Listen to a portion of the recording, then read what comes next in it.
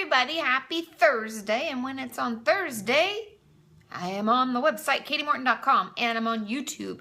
And I know this week has been a little weird and I haven't been in Twitter as often and everything because I was traveling. I was a traveling girl and I was in New York and I got to meet a bunch of you, and thank you all for coming out. That was so cool to get to see you and to hear honestly how different areas in the world utilize my YouTube videos differently. And in New York, a lot of you have told me that you listen with your earbuds in while you're on the train or whatever, versus a lot of other people who sit at their laptops at home and watch the videos that way. And so it's just interesting thinking about ways that we can change, and maybe I do podcasts in the future, stuff like that, that could be really, making it more user-friendly for all of you wonderful people out there. And I'm so sorry that a couple of you weren't able to find us. It was kind of dark in the Ace Hotel lobby because apparently lights aren't cool enough. I don't know. And I'm sorry, but I tried to put us kind of close to you came in the door and there was a set of couches and we were just right to the left of that. And I tried to make it kind of close, and I was the farthest person out. So hopefully people could see my curly do and find, be like, Katie? And it was me. So I'm sorry about that, but we'll connect next time. Won't be my last trip to New York, so don't worry. So I'm actually only going to talk about one topic today because I feel this topic is really important and I want to give it enough time and enough, YouTube time. So without further ado, let's start talking. First question says, hey Katie, I just recently found out about you and your videos and I think your community is great. We're great, aren't we? I've been struggling with major depression and I find it hard to wrap my head around. I feel so embarrassed about it. When I look around, I see people in my life who have it worse than me. And then I look at, and nothing is terrible in my life, but why, blah, blah, blah, and I can't seem to understand why I'm feeling like this. I feel so stupid for struggling with depression. How do I get over this feeling of being weak and sort of ridiculous? And I wanted to address this because I hear all the time from people, not only people who struggle, but sometimes from parents and other friends and family who just don't quite understand depression.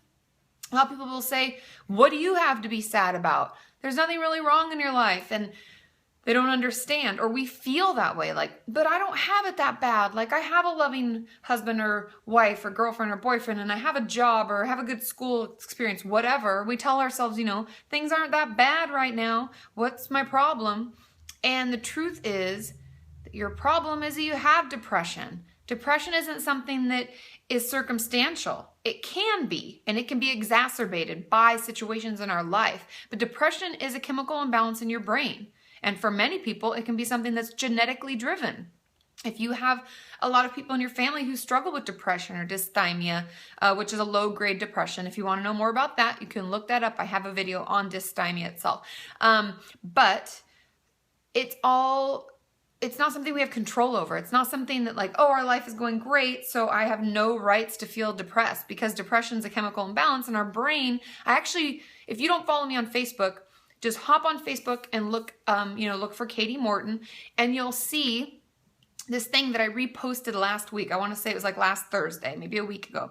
And it was brain scans of someone with depression and someone without depression.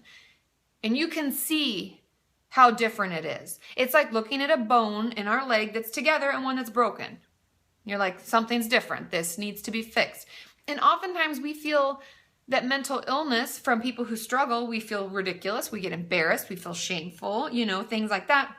People don't understand, think, snap out of it. Eat your food, stop cutting, feel better, get happy, just smile and get out of bed. We hear all of these things.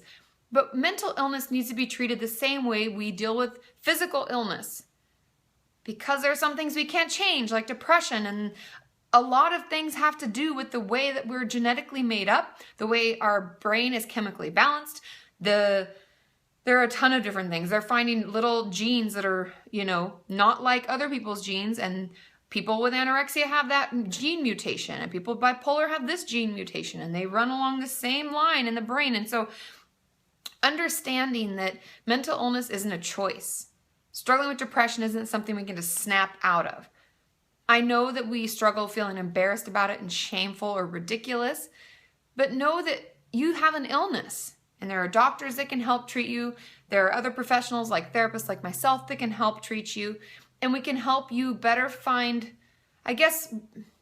better tools to help yourself in the moment And if that's not enough, there's always medication, there are group therapy, there are other options we have and things that we can do. But it's not something that you can just snap out of. It's not something you created. It's not that your life has to be total shit for you to feel bad. Depression isn't just a feeling or a mood. It's actually a mood disorder. It's something different in your brain, okay? And please share your comments and questions below.